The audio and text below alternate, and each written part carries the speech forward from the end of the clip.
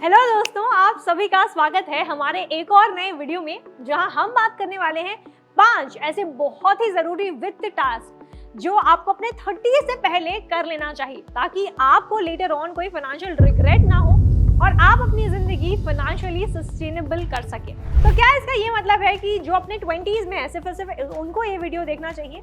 जी नहीं, बिल्कुल नहीं। आप अगर अपने 30s में हैं, 40s में हैं या फिर 60s में हैं, जो भी हैं, आपको ये वीडियो इसलिए भी देखना चाहिए ताकि आपको पता चल सके कि अगर आप अपने 30s 40s जितने एज के हैं, आज तक आपने ये फाइनेंशियल टास्क किए हैं या फिर नहीं किए हैं। तो हमें कमेंट सेक्शन में आप ये बता सकते हैं कि कौन से टास्क आपने ऑलरेडी कर लिया है और कौन सा टास्क आपको करना चाहिए। और तो और कुछ ऐसे फाइनेंशियल टास्क हम सारे इंडिविजुअल्स के लिए बहुत जरूरी हैं, रिगार्डलेस ऑफ कि हाँ आज हमारी उम्र क्या है। तो चलिए फटाफट शुरू करते हैं इस वीडियो में और जानते हैं बहुत ही important 5 financial task to do before your 30s। तो देखिए, जब हम अपने 20s में होते हैं ना, हमारे ऊपर कम रिस्पॉन्सिबिलिटी होती है और हम अपने लाइफ को थोड़ी मौज में जीते हैं। अब क्योंकि हमारे ऊपर इतने फाइनेंशियल रिस्पॉन्सिबिलिटीज नहीं होती है, हमारी नई नई जॉब लगी होती है, हमारे पास कुछ नए पैसे आ जाते हैं, डिसेंट सैलरी मिल जाती है, तो इस खुशी में हम अपने क्या करते हैं, हम स्पेंडिंग करने लग जाते हैं। जो फर्स्ट सैलरी से अपने माँ बाप के लिए जो तोहफा लिया है, अपने भाई बहनों के लिए तोहफा लिया है, अपने क्लोज वंस लव्ड वंस के लिए जो भी हम अपने हार्ड अर्न मनी से लेकर आते हैं ना, उसकी जो खुशी है वो सिर्फ और सिर्फ हमको ही पता होती है और वो खुशी हम बयां नहीं कर सकते। लेकिन इस टाइम ड्यूरेशन में हम कुछ ऐसे फाइनेंशियल इंपॉर्टेंट टास्क जो हैं वो मिस कर जाते हैं और लेटर ऑन अपने लाइफ में बहुत ही रिग्रेट करते हैं। तो आपके साथ ऐसा सिचुएशन ना हो, आप अपने कोई भी अपनी लाइफ के डिसीजंस रिग्रेट ना करें, उसी के लिए जरूरी ये है कि आप अपने आज से ही प्लानिंग करने लग जाएं, specially if it comes to your financial planning. इसी के साथ चलिए आगे बढ़ते हैं और वन बाय वन समझते हैं 5 इंपॉर्टेंट टास्क। तो सबसे पहला इंपॉर्टेंट टास्क यही है कि you need to start investing for long term goals. तो आज देखिए, आप नया जॉब करते हैं, आप सोचते हैं कि ठीक है अभी तो नई जॉब लगी है, let me enjoy my time. और फिर 1 साल 2 साल बाद हमको लगता है कि चलिए ठीक है, अब थोड़ी सेविंग्स करने लग जाते हैं। इसके बाद हमको लगता है कि ठीक है, अब सेविंग्स के आगे और क्या, अब हम इन्वेस्टिंग के बारे में उतना नहीं सोचते हैं, क्योंकि हमको लगता है कि भाई अभी तो कमाना शुरू किया है, इतना रिस्क कौन लेगा बाय इन्वेस्टिंग योर मनी।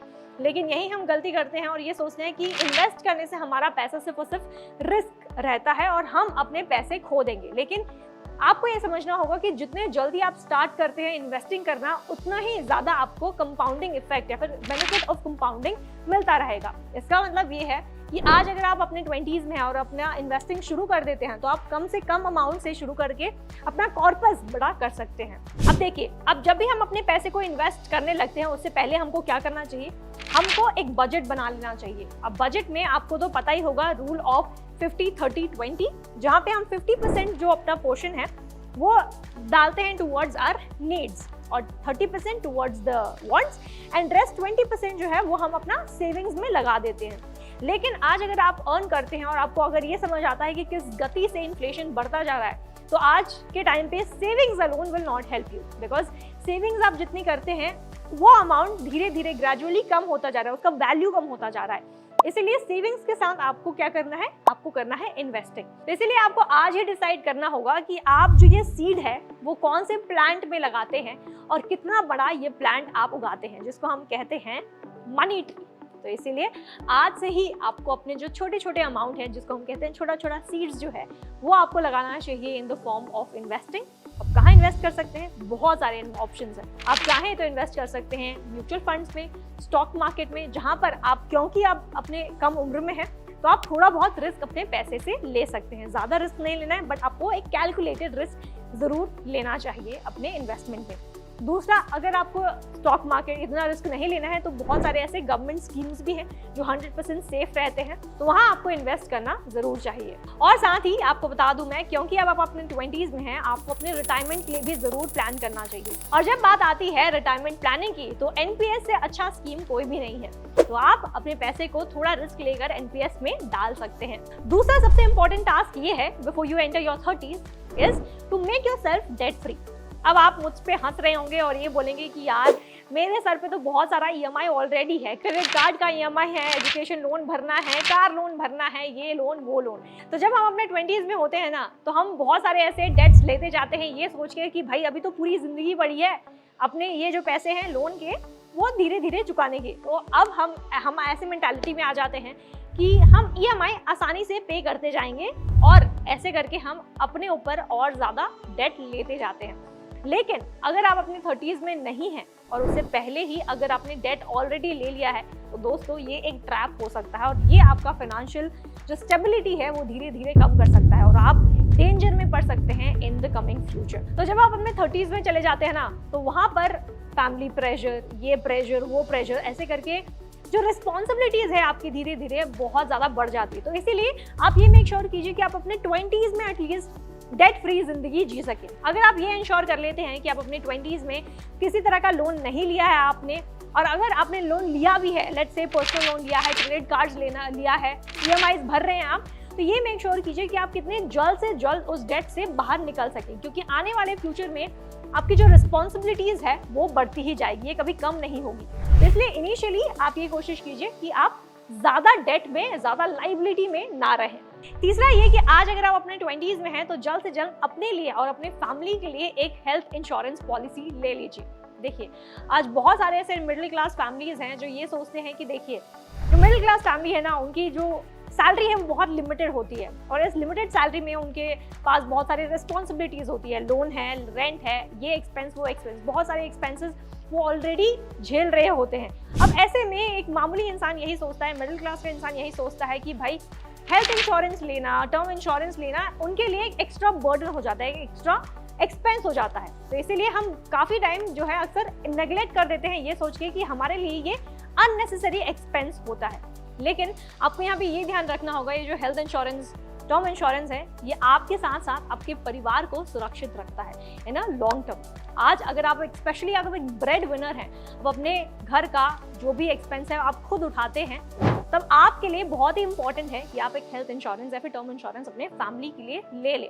और यहाँ पे मैं आपको ये स्पेशली कह रही हूँ कि अगर आप अपनी 20s में हैं तब आप ये इंश्योरेंस लें, क्योंकि यहाँ पे आपको प्रीमियम बहुत कम पे करना पड़ेगा और साथ ही आपको इसमें ज़्यादा बेनिफिट्स मिल सकते हैं। स्पेशली अगर हम कवरेज की बात करें तो आपको ज़्यादा कवरेज मिल सकता है विथ लो प्रीमियम, और आपको इससे टैक्स बेनिफिट्स भी मिलता है। तो कोशिश कीजिए कि आप अपने लिए, अपने फैमिली के लिए एक अच्छा सा हेल्थ इंश्योरेंस या फिर टर्म इंश्योरेंस ज़रूर लें। चौथा काम आपको ये करना है कि अपने लिए एक फाइनेंशियल गोल जो है वो प्लान कर रख लेना चाहिए। अब मैं यहाँ पे ऐसा क्यों कह रही हूँ, आज जब हम अपने 20s में होते हैं ना तो हमारे पास एक बड़े बड़े सपने होते हैं, बहुत सारी ख्वाहिशें होती है कि हम अगले आने वाले 5 साल या फिर 10 साल, 20 साल में इतने सारे जो ड्रीम्स हैं अपने फुलफिल करेंगे। और आई एम श्योर बहुत लोगों का ये सपना भी होगा कि हम एक दिन अपने फैमिली के साथ एक पैन इंडिया या फिर वर्ल्ड टूर पर जाएं। लेकिन इन सारे सपनों को पूरा करने के लिए आपको आज ही बैठकर सोचना होगा कि किस तरह से आप इन सपनों को फुलफिल करेंगे विदाउट एनी फाइनेंशियल स्ट्रेस। देखिए, एक एग्जांपल देती हूँ। आज अगर मैं प्लान कर रही हूँ कि मैं अपने फैमिली के साथ एक वर्ल्ड टूर पे जाऊंगी, तो मुझे आज से प्लान करना होगा कि मुझे वो वर्ल्ड टूर करने के लिए कितना एक्सपेंस बेयर करना होगा, इसके लिए मेरी सेविंग्स कितनी होनी चाहिए, कितना रुपए मुझे इन्वेस्ट करना चाहिए, क्योंकि आने वाले 5 साल या 10 साल में मैं ये जो रकम है वो जुटा सकूं ताकि मैं अपने फैमिली को एक अच्छे से ट्रिप में लेके जा सकूं।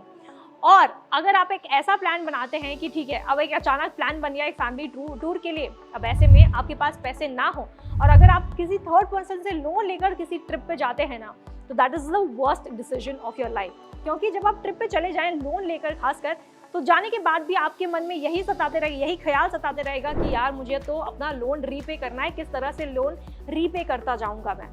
इसीलिए हमेशा ये कोशिश कीजिए, specially if you are in 20s, कि आने वाले 5 और 10 साल में आप अपने आप को कहाँ देखते हैं, कितना पैसा आपके पास होना चाहिए कोई भी सपना पूरा करने के लिए।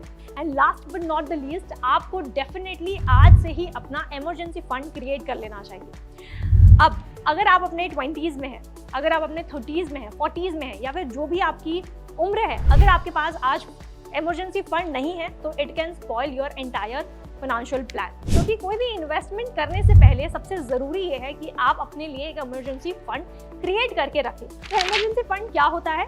इमरजेंसी फंड यही होता है जहाँ पे आप अगले 6 महीने और 12 महीने का जितना एक्सपेंसेस है आपका, मंथली एक्सपेंसेस, वो ऑलरेडी आपके पास एक लिक्विड फॉर्म में रहना चाहिए, ताकि कोई भी अनएक्सपेक्टेड एक्सपेंस जब आ जाए तो उसके लिए आप हर तरह से प्रिपेयर्ड हो। और अगर आपने कहीं इन्वेस्टमेंट कर रखा है तो ऐसा सिचुएशन नहीं आना चाहिए कि ठीक है, अपने इन्वेस्टमेंट को मैं लिक्विड कर वो कैश को विड्रॉ कर सकूं, तो ये स्टेट में भी आपको नहीं आना है। तो इसीलिए स्पेशली अगर आप अपने 20s में हैं तो आज से ही इन्वेस्ट करने लगिए, लेकिन ये इंश्योर कीजिए कि इन्वेस्टमेंट से पहले आपके पास किसी भी इमरजेंसी सिचुएशन के लिए आप फाइनेंशियली प्रिपेयर्ड हो। तो दोस्तों इस वीडियो में इतना ही। तो आपको क्या लगता है कि आप अपने 20s में और क्या क्या करना चाहते हैं या फिर कर सकते हैं? Do let us know in the comment section. और अगर आप अपने 30s में हैं या फिर 40s में हैं, do let us know in the comment section कि आपने कौन कौन से ऐसे फाइनेंशियल टास्क ऑलरेडी कर रखा है, चाहे वो इन्वेस्टमेंट हो, चाहे इमरजेंसी फंड हो, हेल्थ इंश्योरेंस हो, कौन से ऐसे इंपॉर्टेंट फाइनेंशियल डिसीजंस आप अपने लाइफ में लिए हैं। हम सबको जरूर बताइएगा अपने एक्सपीरियंस के बारे में, या फिर हमें ये भी शेयर कर सकते हैं आप कि कौन से ऐसे फाइनेंशियल स्ट्रेस या फिर फाइनेंशियल मिस्टेक्स आपने अपने जिंदगी में किए हैं, ताकि हम सब भी आपसे सीख सकें।